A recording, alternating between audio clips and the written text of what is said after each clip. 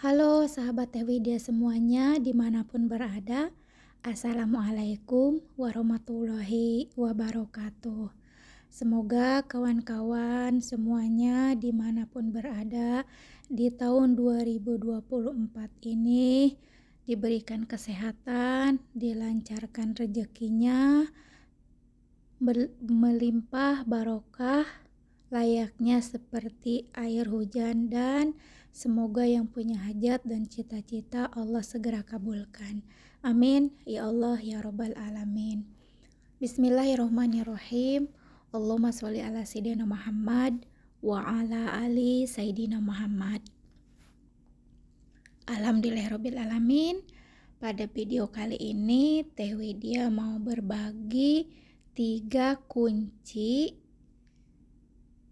dan terapkan, insya Allah keajaiban itu akan datang dan jalur langit itu tidak akan pernah gagal, karena sudah banyak yang nge-share, yang mengamalkan, yang mengistiqomahkan jalur langit, dan mereka dengan istiqomah insya Allah biidnillah pasti tidak akan gagal.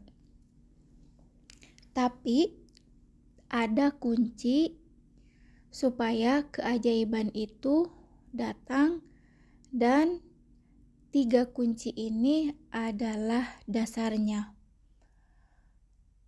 Kenapa dasarnya?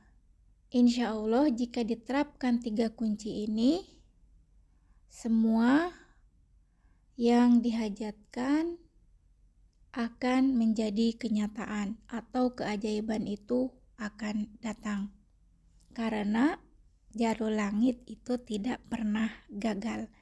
Nah, apa saja kuncinya? 3 kunci ini sebenarnya Teh Widya sudah sering nge-share di video sebelumnya, hanya saja tidak Teh Widya rangkum.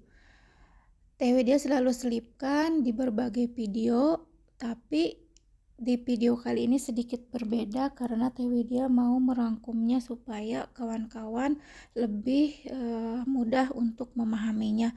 Mungkin ada juga yang dari channel sahabat kita yang lain mungkin sudah nge-share, tapi Teh Widya di channel Teh Widya ini cara Teh Widya menerapkan mungkin sedikit sama tapi beda penjelasannya. Pertama, satu kuncinya yaitu dengan memaafkan atau mengikhlaskan. Jadi yang pertama kita harus melakukannya itu memaafkan.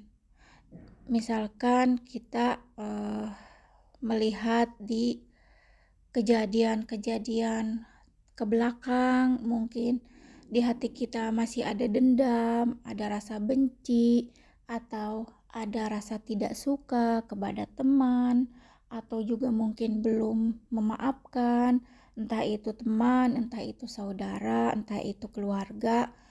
Yang penting sesuatu dalam hati masih menempel gitu, bahwa misalkan melihat seseorang itu aku benci banget gitu, atau kesel gitu, atau karena memang mungkin mempunyai kesalahan kepada kita gitu, jadi kita itu merasa benci gitu, merasa kesel, kadang-kadang mungkin ada rasa dendam gitu. Nah, itu harus dihilangkan karena itu adalah pikiran negatif. Ingat kata Allah, aku sesuai dengan prasangka hambaku. Kita berprasangka baik, insya Allah yang datang juga yang baik.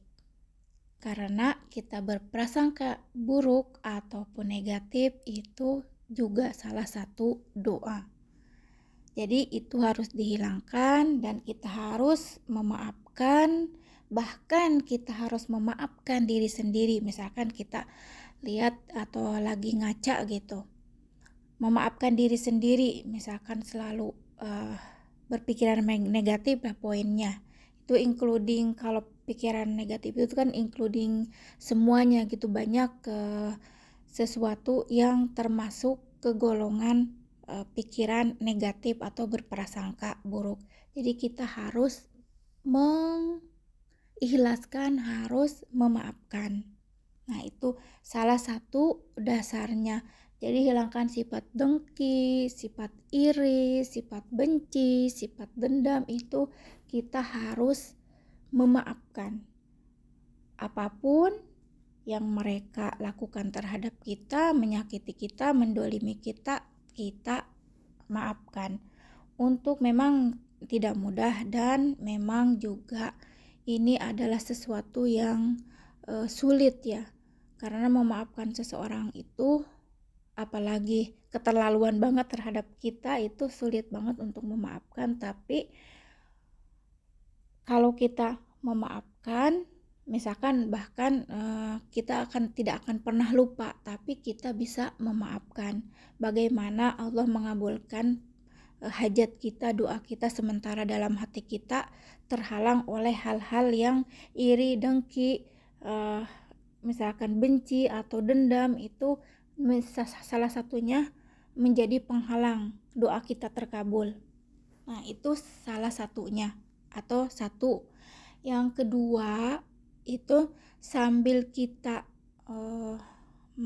mengistiqomahkan jalur langit, kedua itu kita harus menjauhi gibah atau gosip atau ngomongin orang atau menjelek-jelekan orang, karena itu adalah salah satu lingkungan yang negatif. Karena salah satu gosip ataupun gibah itu jarang sekali yang baik, semuanya pasti 90% itu yang buruk. Apalagi kita mengiyakan gitu, seperti mensupport, misalkan si anu, oh iya memang benar gitu. Nah, itu adalah salah satunya juga penghalang apa yang kita hajatkan atau keajaiban itu datang, jadi menjadi sebuah penghalang. Itu bisa dipahami kan? Makanya oleh sebab itu Teh Widya kemarin di video sebelumnya juga sudah menjelaskan. Teh Widya sudah vakum dari Facebook, dari yang namanya melihat sinetron-sinetron yang tidak mendidik lah gitu. Lebih baik kita ngikut ke misalkan motivasi, atau misalkan kalau misalkan kita sedang menjalankan riyadhah jalur langit, kita lebih mencari lagi ilmu atau mencari lagi jalan, cara bagaimana riyadhah yang tepat dan semacam itu. Jadi jangan dekat kalau misalkan kita di lingkungan yang seperti itu, cobalah hindari gitu. Itu juga salah satu yang Teh Widya hindari. Gibah, gosip, ngomongin orang gitu. Misalkan ini emak-emak ya, pagi-pagi ada tukang sayur, nah nanti berkumpul gitu terus ngomongin ini, jadi lama, jadi panjang misalkan gitu. Nah, itu harus dihindari sebisa mungkin walaupun sulit. Atau misalkan kita pekerjaan tidak bisa, atau misalkan bekerja punya banyak teman dan kita tidak bisa menghindari ngomongin orang, ya misalkan kita gantilah membicarakannya, arahkan ke hal-hal yang lebih baik, lebih mendidik, lebih positif. Nah, itu adalah cara atau kuncinya kedua. Yang kesatu, kita harus memaafkan. Contoh Teh Widya didolimi sama orang 900 juta. Teh Widya udah memaafkan orang tersebut walaupun tidak lupa, apalagi orang tersebut sudah meninggal dunia. Orang yang mendolimi Teh Widya itu sudah meninggal dan Teh Widya sudah memaafkan orang tersebut. Untuk urusan nantinya itu antara Allah dan dirinya, tapi dalam hati Teh Widya sudah memaafkannya. Nah, yang kedua adalah menghindari gibah atau ngomongin orang atau gosip. Nah, yang ketiga itu melepaskan. Misalkan kita sedang ingin sesuatu ya, hajat gitu. Kalau dalam agama itu melepaskan itu bertawakal ya. Jadi Teh Widya juga sudah bahas di video sebelumnya, harus punya unlimited time. Kita itu sudah riyadhos sholawat, istighfar, tahajud yang berhubungan dengan jarul langit, lalu melepaskannya. Ya sudah, kita sudah berusaha, biarkan Allah yang menentukan kapan mengabulkan hajat kita, dan Allah Maha tahu di saat yang tepat. Bisa jadi belum dikabulkannya doa kita atau hajat kita, Allah ingin melihat seberapa kesabaran kita, seberapa usaha kita. Misalkan maksud seberapa usaha kita itu misalkan udah bosan karena memang tak kunjung keajaiban itu datang, misalkan ya udah stop aja gitu. Nah, bisa jadi Allah melihat kesungguhan kita dalam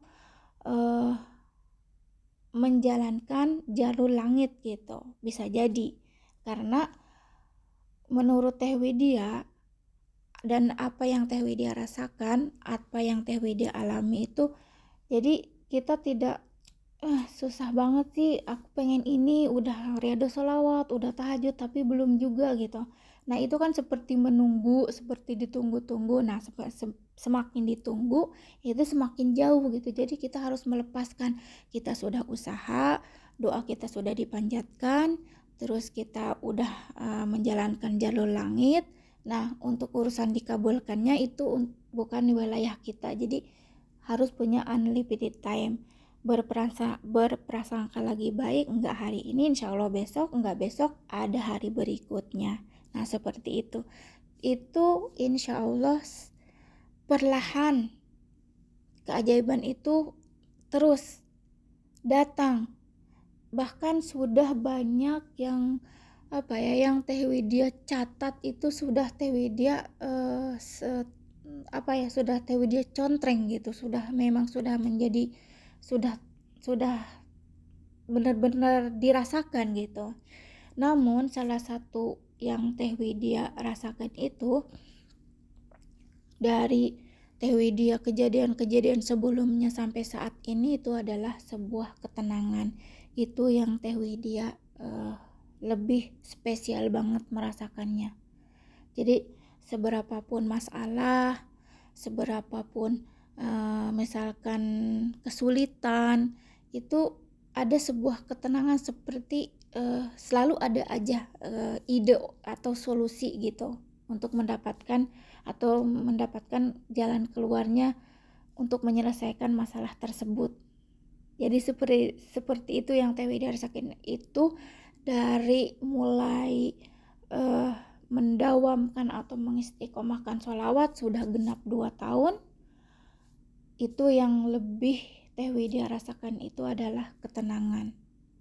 Dan ingat bahwa Allah itu memberikan sebuah ujian, memberikan sebuah cobaan kepada seseorang atau kepada hamba, dan hamba itu bertawakal kepada Allah. Salah satunya yang akan diberikan itu adalah sebuah ketenangan untuk masalah hajat atau doa atau berbagai yang berhubungan dengan duniawi. Itu hanya sebatas bonus, tapi ketenangan lebih berharga dari itu semua. Jadi kan kita itu pastinya berdoa itu untuk minta kebahagiaannya, tapi sebuah ketenangan itu lebih berharga dari hajat atau keinginan yang berbentuk sebuah materi, atau misalkan rumah, mobil, uang gitu, seperti itu. Itu ketenangan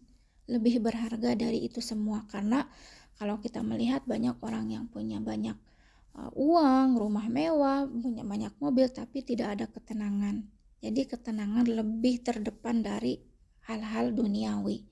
Itu yang Teh Widya pelajari gitu. Jadi ingat ya kawan-kawan, salah satunya kita harus memaafkan, kedua kita harus menghindari kan ghibah itu dosa ya, jadi kita harus hindari karena dosa itu salah satu penghalang dikabulkannya doa. Itu udah jelas-jelas udah familiar banget ya.